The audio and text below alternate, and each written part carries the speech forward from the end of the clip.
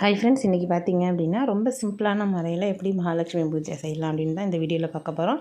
நாளைக்கு பார்த்தீங்க அப்படின்னா வரலட்சுமி நோன்பு இருக்குது இல்லையா, அன்றைக்கி கூட நீங்கள் வந்து கலசம் இல்லாமல் கூட இந்த மெத்தடில் சிம்பிளாக எளிமையான முறையில் சாமி கும்பிடலாம். அதுக்கு இன்றைக்கே பார்த்தீங்க அப்படின்னா விளக்கு தட்டெல்லாம் வந்து விளக்கிட்டு அதுக்கப்புறம் வந்து மாக்கோலெல்லாம் போட்டு ரெடி பண்ணி வச்சுக்கோங்க.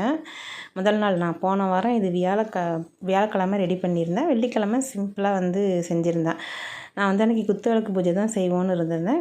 வீட்டு தெய்வத்துக்கும் படைக்கலான்னு இருந்திருந்தேன். அன்றைக்கி அஷ்டமி, அப்புறமா வந்து கொஞ்சம் வெளியில் போகிற வேலைலாம் இருந்ததுனால சிம்பிளாக தான் சாமி கும்பிட்டுருந்தேன். அதை வந்து கொஞ்சமாக வீடியோ எடுத்திருந்தேன். எளிமையான முறையில் யாராவது மகாலட்சுமி பூஜை செய்யணும் அப்படின்னா இது யூஸ் ஆகும் அப்படிங்கிறதுக்காக. நெய்வேத்தியத்துக்கு பால் பாயசம் ரெடி பண்ணியிருந்தேன். குலதெய்வ விளக்கு எப்போதும் ஏற்றுற மாதிரி ஏற்றிட்டு 2 சைடு குத்து விளக்கு ஏற்றிருக்கிறேன். குலதெய்வ சொம்பும் ரெடி பண்ணிட்டேன். அச்சதைக்கு பார்த்தீங்க அப்படின்னா நான் வந்து காயின் தான் ரெடி பண்ணியிருக்கிறேன். அச்சதை ரெடி பண்ணிக்கலாம், பூக்காலால் பண்ணலாம், குங்குமத்தால் பண்ணலாம்.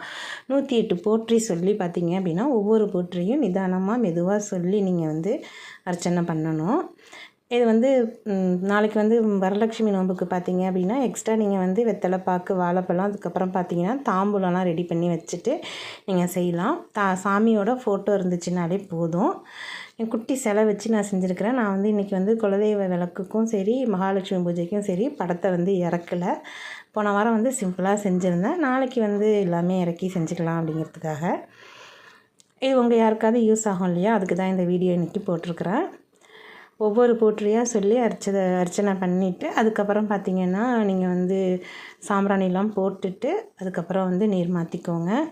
இந்த மாதிரி காயினோட சத்தம் அந்த பொழுது பண்ண டயத்தில் கேட்குறது அவ்வளோ நல்லது. இது மாதிரி நான் 2-3 வாட்டி செய்வேன். செஞ்சுட்டு அதுக்கப்புறமா பார்த்திங்க அப்படின்னா பூஜையை வந்து முடிச்சிட்டேன். ரொம்ப எளிமையான முறையிலையும் நம்ம வந்து சாமி கும்பிடலாம்.